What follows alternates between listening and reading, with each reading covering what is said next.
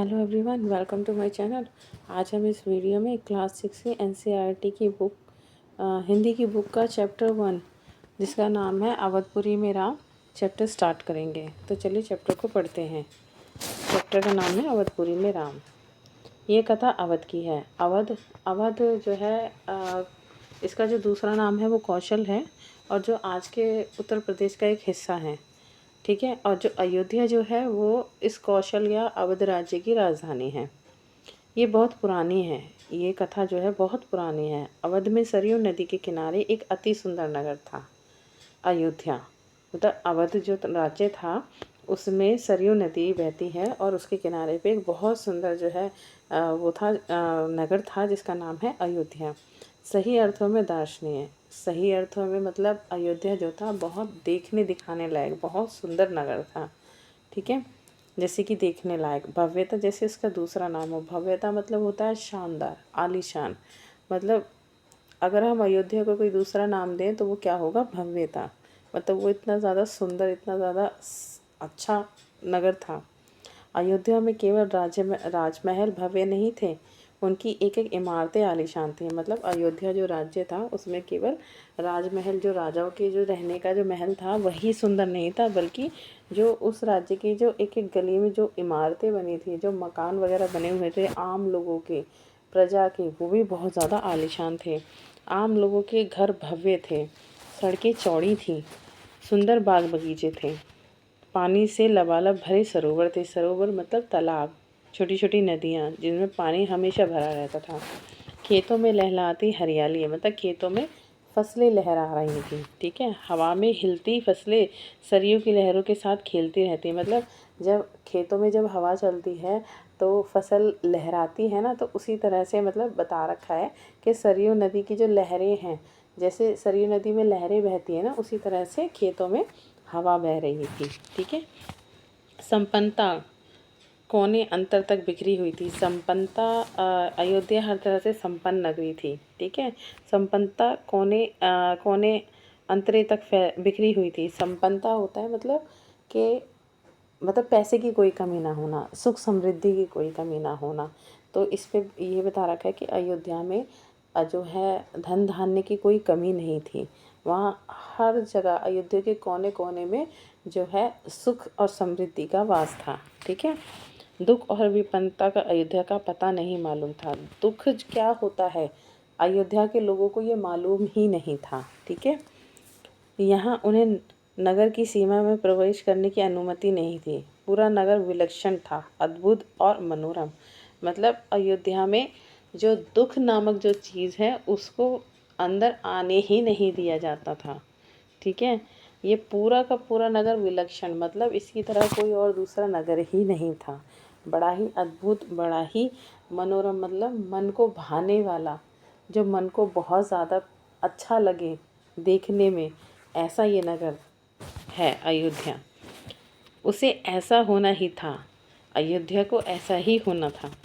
वह कौशल राज्य की राजधानी थी। मतलब मैंने बताया ना, अवध का जो दूसरा नाम है कौशल और अयोध्या क्या है, उसकी राजधानी है।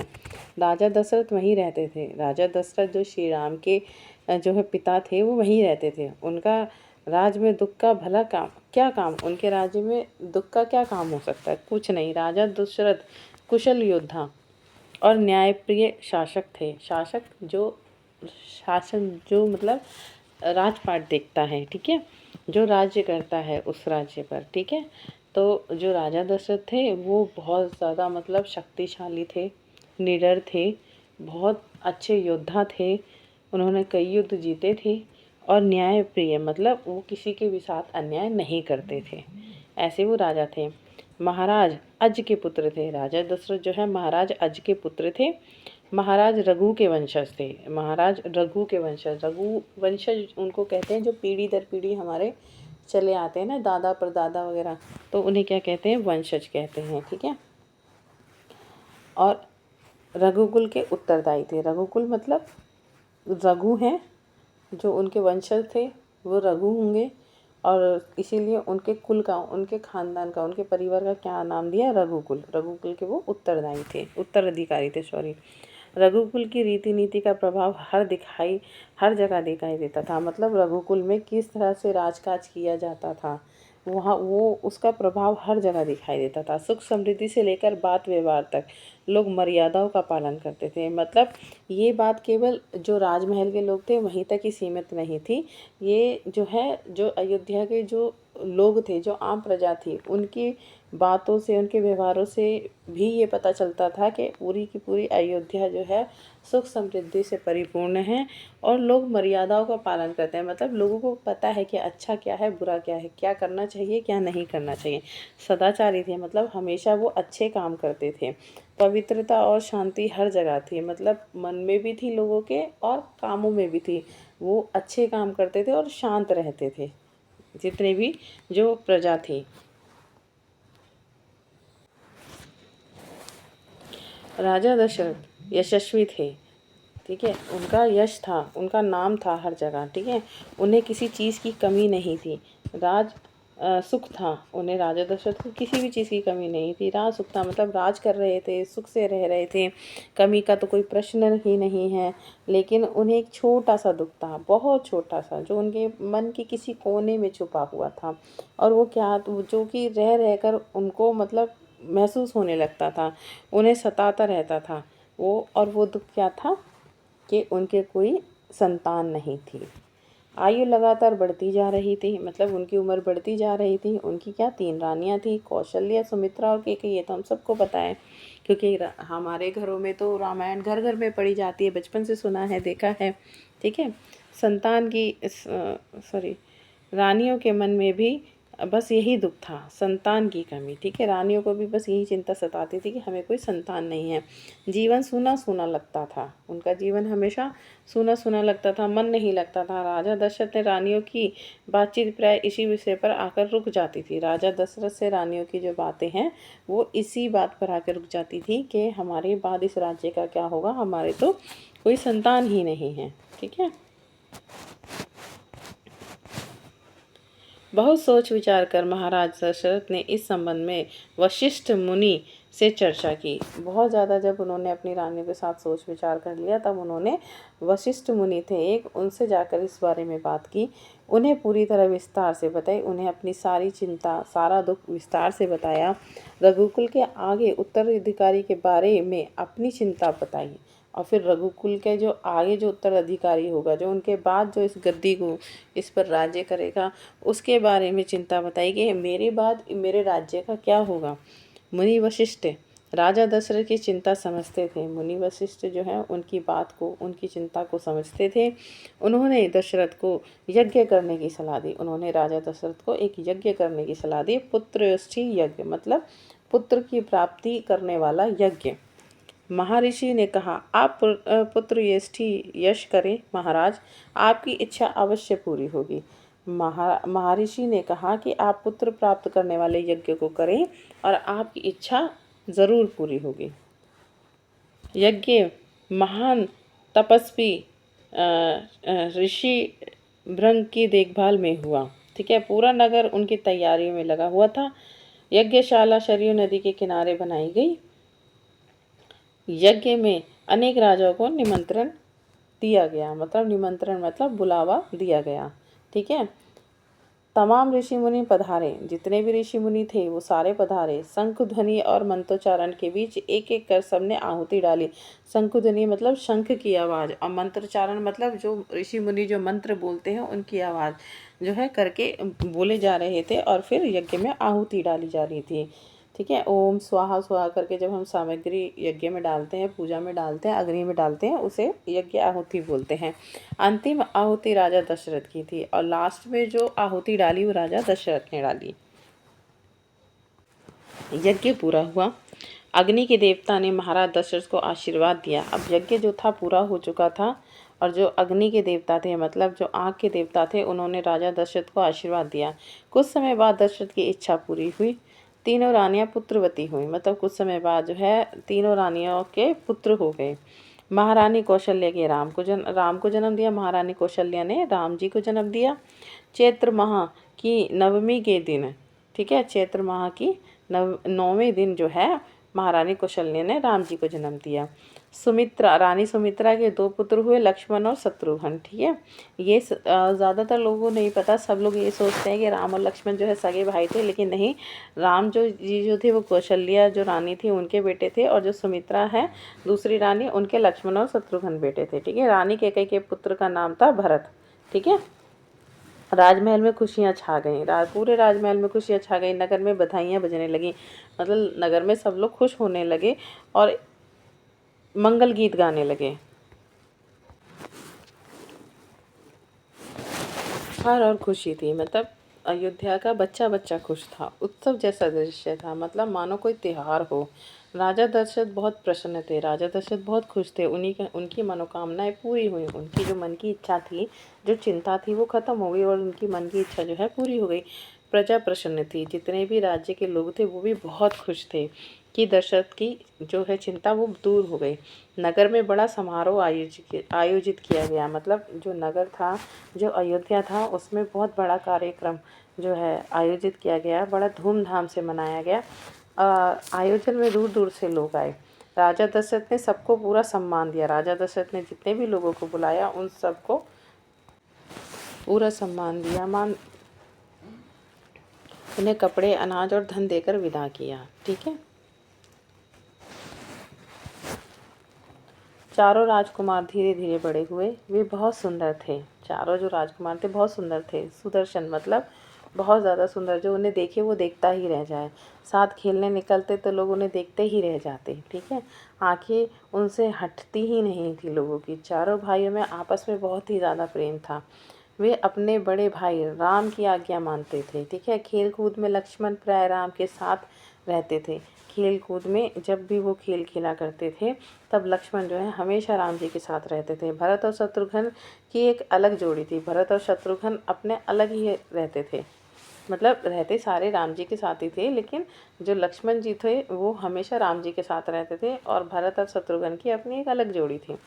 और बड़े होने पर राजकुमारों को शिक्षा दीक्षा के लिए भेजा गया। जब वो बड़े होने लगे तो राजकुमारों को जो है शिक्षा दीक्षा मतलब पढ़ाई लिखाई के लिए, राजकाज कैसे संभालें, किस तरह से नीति गीति का ज्ञान हो उन्हें, इन सब चीज़ों के लिए उन्हें भेजा गया। उन्होंने कुशल और अपनी विद्या में दक्ष गुरुजनों से ज्ञान अर्जित किया। उन्होंने अच्छे अच्छे जो उनके गुरुजन थे, जिन्हें बहुत ज़्यादा अपार ज्ञान की प्राप्ति हो रखी थी, उनसे उन्होंने क्या है ज्ञान अर्जित किया, मतलब अर्जित मतलब उनसे ज्ञान लिया। शास्त्रों का अध्ययन किया, शास्त्र मतलब जो हमारे शास्त्र हैं उनका अध्ययन किया। शस्त्र विद्या सीखी, शस्त्र विद्या मतलब धनुष बाण चलाना, तीर तलवार चलाना, हथियार चलाने की शिक्षा ली। चारों राजकुमार कुशांग बुद्धि के थे। चारों राजकुमार जो थे बहुत ज़्यादा उनकी बुद्धि तेज थी। जल्द ही सब विद्याओं में पारंगत हो गए। पारंगत होना मतलब महारत हासिल कर लेना, वो जल्द ही सारी विद्याओं में उन्होंने महारत हासिल कर ली। राम इसमें सर्वोपरि थे, सर्वोपरि मतलब सबसे ऊपर, राम इसमें सबसे आगे थे। उनमें कई अन्य गुण भी थे, उनमें और बहुत दूसरे गुण थे, जैसे विवेक यानी कि बुद्धि बहुत थी उनमें, शालीनता मतलब वो हर समस्या, कैसी भी समस्या हो वो हमेशा शांत रहते थे। न्यायप्रियता मतलब वो कभी भी किसी के साथ अन्याय नहीं करते थे और ना ही अन्याय करते हुए देखते थे। राजा दशरथ को राम सबसे अधिक प्रिय थे, राजा दशरथ को राम सबसे ज़्यादा अच्छे लगते थे, सबसे ज़्यादा राजा दशरथ राम जी से ही प्यार करते थे। ज्येष्ठ पुत्र होने के कारण और अन्य मानवीय गुणों के कारण भी, क्योंकि वो सबसे बड़े बेटे थे, इस वजह से भी राजा दशरथ उनसे प्यार करते थे, और इस वजह से भी कि राजा जो राम हैं उनमें और भी बहुत सारे मानवीय मतलब मानव के अंदर, जो मनुष्य के अंदर जो अच्छे गुण होने चाहिए उनमें और भी बहुत सारे अच्छे गुण थे। इस वजह से भी राजा दशरथ उनको सबसे ज़्यादा प्यार करते थे। राजकुमार कुछ और बड़े हुए, राजकुमार अब कुछ और बड़े हुए, विवाह योग्य हो गए, मतलब उन शादी लायक हो गए। नगर में ऐसी चर्चाएं होने लगी, महाराजा दशरथ भी ऐसा ही चाहते थे। नगर में अब लोग बातें करने लगे थे कि अब राजकुमार बहुत बड़े हो गए, इनकी शादी कर देनी चाहिए, और महाराज दशरथ भी यही चाहते थे। अपनी संतानों के लिए सुयोग्य वधुएं परिजनों में चर्चा पहले से ही हो रही थी। मतलब अपनी संतानों के लिए वो सुयोग्य मतलब उनके लायक जो है, उनके लायक, सुयोग्य मतलब होता है उनके लायक, वधुए मतलब होता है बहू। ठीक है, तो अपनी संतान अपने तीनों राजकुमारों के, चारों राजकुमारों के लिए जो है वो क्या कर रहे थे, जो है उनके लायक बहुओं को, वधुओं को खोज रहे थे, और इनकी जो है, और इस बारे में वो अपने परिजनों से, मतलब जो भी और परिवार के लोग हैं उनसे इस बारे में बात कर रहे थे। बाद में पुरोहितों को भी इसमें शामिल कर लिया गया। बाद में जो पंडित पुरोहित हैं उनको भी इस बात में शामिल कर दिया, क्योंकि पहले जो विवाह का, जो शादी का प्रस्ताव होता है वो कौन लाते थे? वो पंडित पुरोहित ही लेकर आते थे। ठीक है। अयोध्या का राजमहल। अब अयोध्या का राजमहल है। एक दिन ऐसी ही चर्चा चल रही थी। अयोध्या के राजमहल में एक दिन ऐसी ही बातें चल रही थी। गहन मंत्रागण कि मतलब बहुत ज़्यादा, मतलब गहन विचार, सोच विचार चल रहा था। तभी एक द्वारपाल घबराया हुआ अंदर आया। तभी एक जो द्वारपाल होते हैं, जो द्वार पे जो है पहरा देते हैं, वो एकदम घबराया हुआ अंदर आया। उसने सूचना दी कि महर्षि विश्वामित्र पधारे हैं। उन्होंने कहा, द्वारपाल ने कहा कि महर्षि विश्वामित्र पधारे हैं। अब वो घबराया हुआ इसलिए था द्वारपाल, क्योंकि महर्षि विश्वामित्र जो थे बहुत ज़्यादा गुस्से वाले थे। उन्हें छोटी छोटी बातों पे बहुत ज़्यादा गुस्सा आ जाता था और वो श्राप दे देते थे। ठीक है।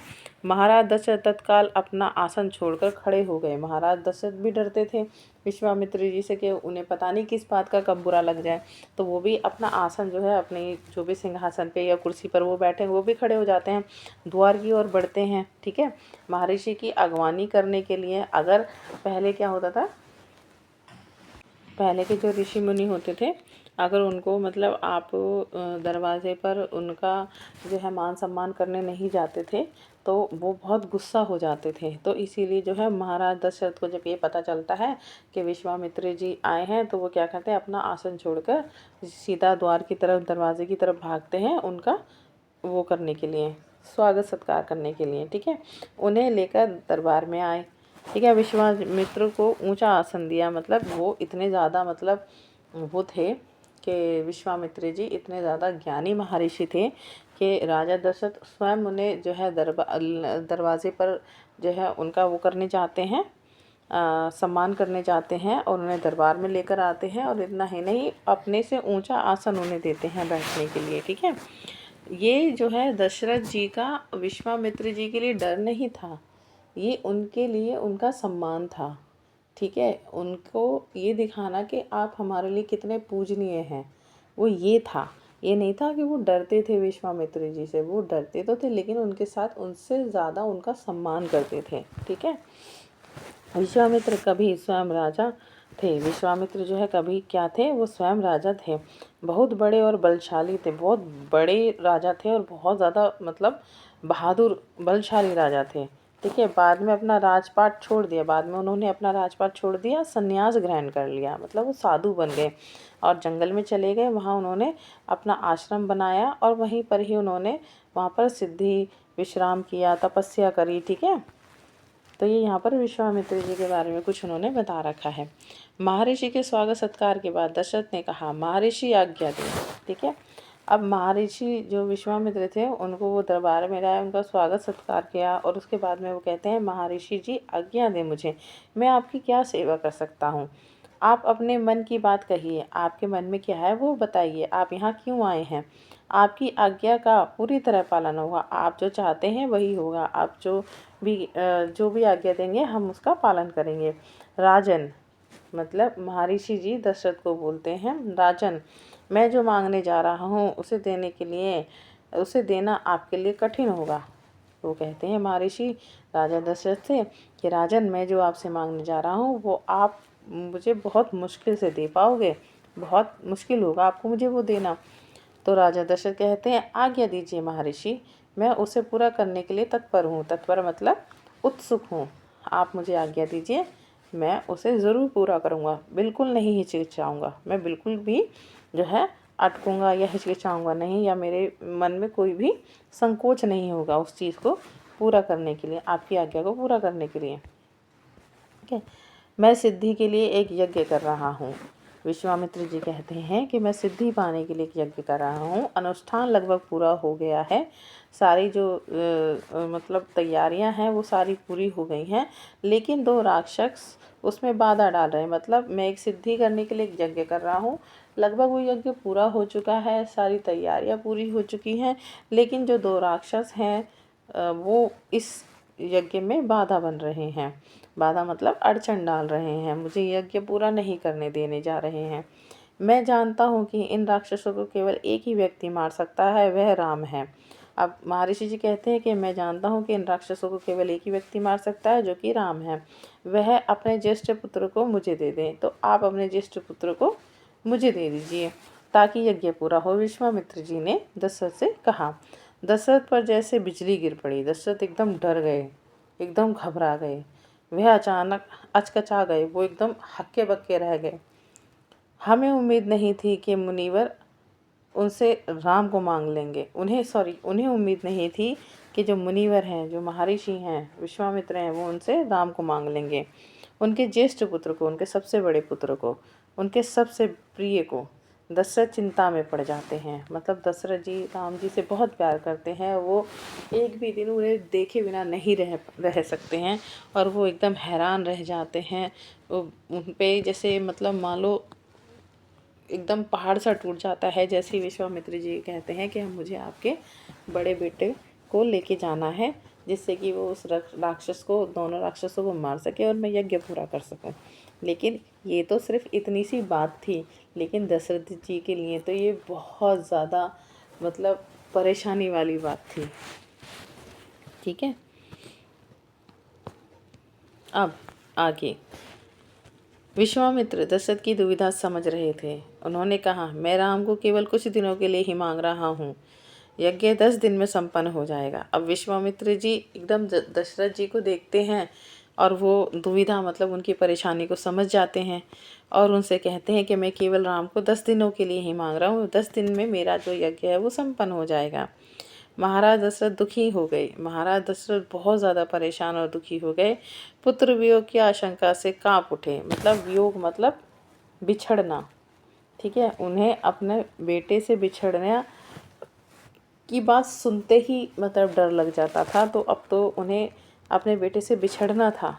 तो ये बात सुनकर बहुत ज़्यादा वो दुखी हो जाते हैं। वो ये कहते हैं ना कि हम कभी कहते हैं कि ये तो हम सपने में भी नहीं सोच सकते। इसी तरह से महाराज दशरथ ने भी कभी सपने में नहीं सोचा होगा कि उन्हें अपने पुत्र से बिछड़ना पड़ जाएगा। दरबार में सन्नाटा छा गया।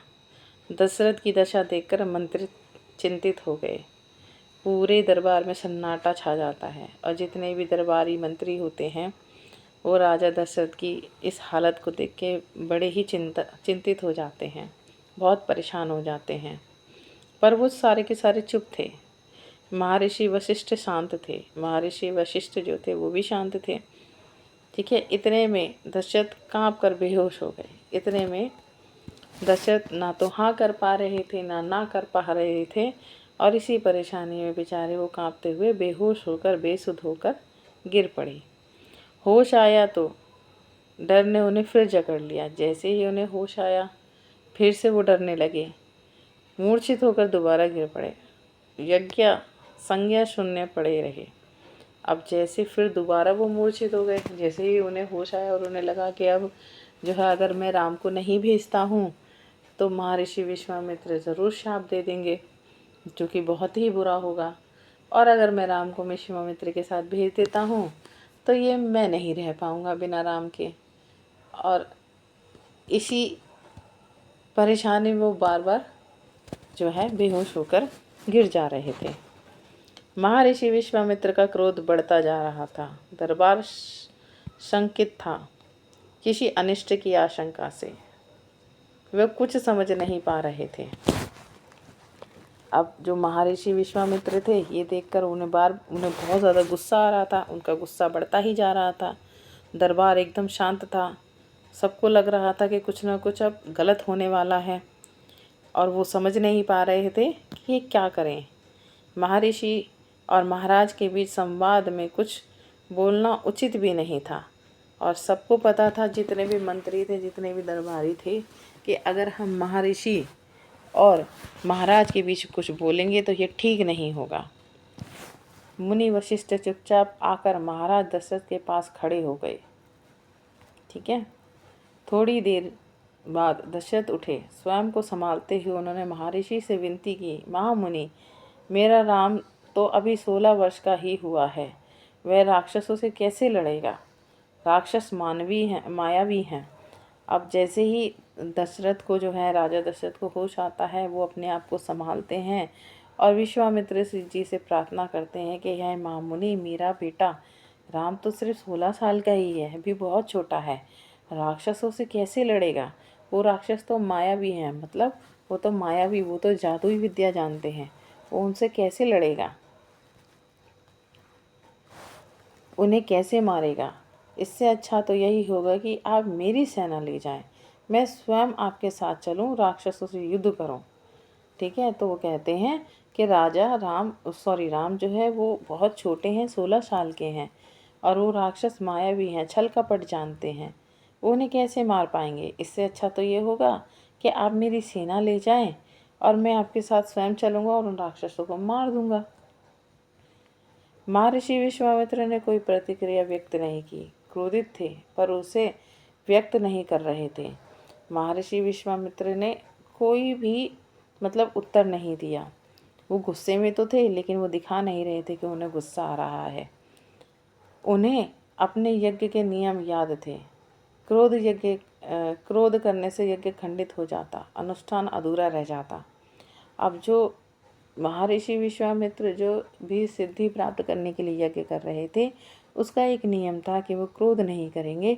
अगर वो क्रोध करेंगे यानी गुस्सा करेंगे तो उनका यज्ञ जो है खंडित हो जाएगा, मतलब वहीं पर जो है अधूरा रह जाएगा और यज्ञ पूरा नहीं हो पाएगा। इसलिए महर्षि विश्वामित्र गुस्सा नहीं कर रहे थे। आ रहा था गुस्सा, मगर उसे दिखा नहीं रहे थे। मैं राम के बिना नहीं रह सकता हूँ महामुनि, एक पल भी नहीं। आप राम को छोड़कर जो चाहे मांग ले। राजा दशरथ कहते हैं, मैं राम के बिना नहीं रह सकता, एक पल भी नहीं रह सकता, आप राम को छोड़कर कुछ चाहे कुछ भी मांग लो, उसे मत ले जाएं। मैं राम को नहीं दूंगा, बिल्कुल नहीं। वह मेरे बुढ़ापे की संतान है, मैं उससे बहुत प्रेम करता हूँ। ठीक है, राजा दशरथ कह रहे हैं, मैं उसे नहीं दूंगा, बिल्कुल भी नहीं दूंगा, वो मेरे बुढ़ापे का सहारा है और मैं उससे बहुत ज़्यादा प्रेम करता हूँ, इसलिए मैं राम को आपको नहीं दूंगा। महर्षि का क्रोध भभक उठा। महर्षि एकदम गुस्से में आ गए। दरबार, मंत्रीगण और ऋषि मुनि सब सख्ते में आ गए। जितने भी दरबार में मंत्री लोग थे, ऋषि मुनि जितने भी दरबार में बैठे थे, वो सब डर गए। आप रघुकुल की रीत तोड़ रहे हैं राजन।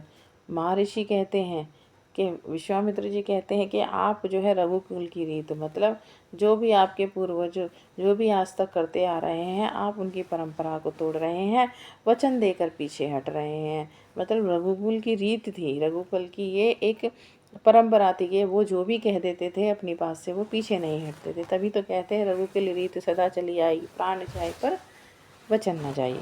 मतलब रघुकुल की ये रीत हमेशा से चलती आ रही है कि एक बार जो हमने वचन दे दिया उससे हम पीछे नहीं हटेंगे, चाहे हमारे प्राण ही क्यों ना चले जाएं।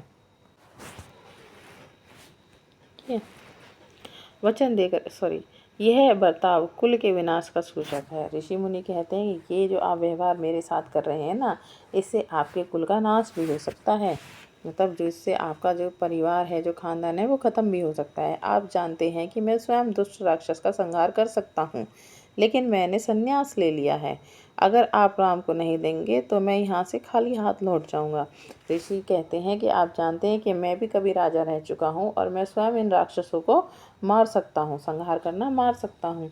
लेकिन आपको पता है मैंने संन्यास ले लिया, मैं साधु बन चुका हूँ, और अगर मैं यहाँ से आप अगर मुझे राम को नहीं देंगे तो मैं यहाँ से खाली हाथ लौट जाऊँगा। और उस समय में ऋषि मुनियों का खाली हाथ घर से या दरवाजे से लौट जाना बहुत ज़्यादा बड़ा अपशगुन माना जाता था।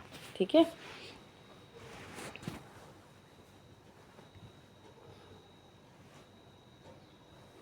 राजन अपना वचन पूरा करना चाहिए, रघुकुल की रीत यही है। ऋषि मुनि कहते हैं कि राजन अपना वचन आप पूरा कीजिए, आपकी रघुकुल की रीत यही है।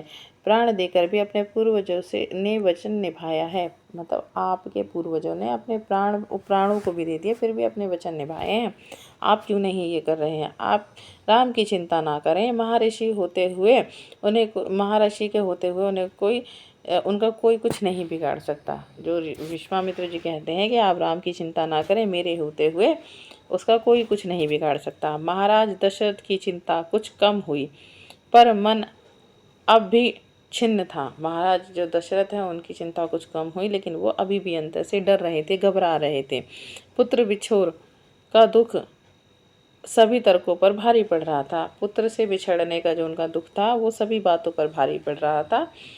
गुरु वशिष्ठ ने कहा, महाराज, महर्षि विश्वामित्र सिद्ध पुरुष हैं, तपस्वी हैं, अनेक गुप्त विद्याओं के जानकार हैं। वह कुछ सोचकर ही यहाँ आए हैं। जो दशरथ के जो दरबार में महर्षि वशिष्ठ थे, उन्होंने कहा कि विश्वामित्र जी एक सिद्धि पुरुष हैं, मतलब उन्हें बहुत सारी सिद्धियां प्राप्त हैं, उन्हें बहुत सारी ऐसी विद्याएं आती हैं जो किसी को नहीं पता। वो कुछ सोचकर ही यहाँ आए होंगे। आप उनसे अनेक नई विद्या सीख सकेंगे। राम उनसे अनेक नई विद्या सीख सकेंगे। आप राम को महर्षि विश्वामित्र के साथ जाने दें, राम को उन्हें सौंप दें। ठीक है। दशरथ ने मुनि वशिष्ठ की बात दुखी मन से स्वीकार कर ली, लेकिन वह राम को अकेले नहीं भेजना चाहते थे। उन्होंने विश्वामित्र से आग्रह किया, कहा कि वह राम के साथ उनके छोटे भाई लक्ष्मण को भी ले जाएं। महर्षि विश्वामित्र ने महाराज दशरथ का यह आग्रह स्वीकार कर लिया। ठीक है।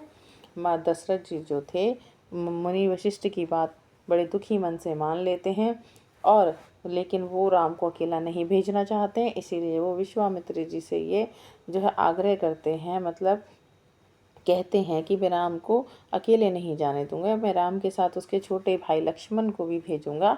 और महर्षि विश्वामित्र जो हैं राजा की इस बात को मान लेते हैं। ठीक है। राम और लक्ष्मण को तत्काल दरबार में बुलाया गया, मतलब राम और लक्ष्मण जी को उसी समय दरबार में बुलाया गया। महाराज दशरथ ने उन्हें अपने निर्णय की सूचना दी। महाराज दशरथ ने उन्हें अपना निर्णय बताया।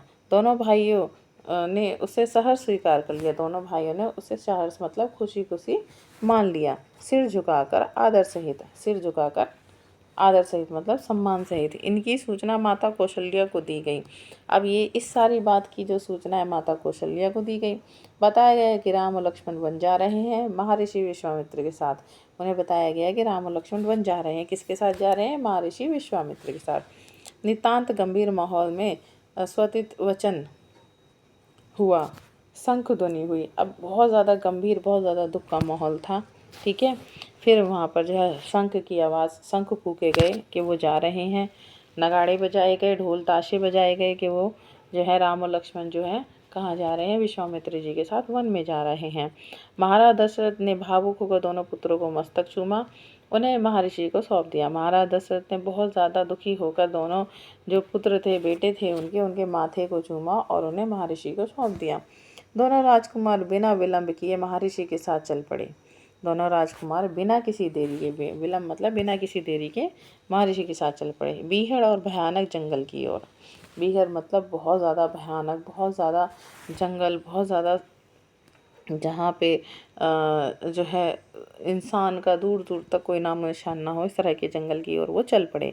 विश्वामित्र आगे आगे चल रहे थे, राम उनके पीछे, लक्ष्मण राम से 2 कदम पीछे। विश्वामित्र जी आगे चल रहे थे, राम उनके पीछे चल रहे थे, और लक्ष्मण जो है उनसे भी 2 कदम पीछे चल रहे थे।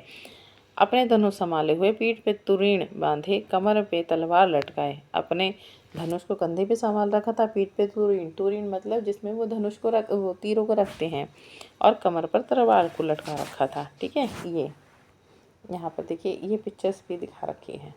ठीक है। ठीक है। ये जो है ये धनुष है, ये तुरीण है जो कमर पे रहता है। ठीक है।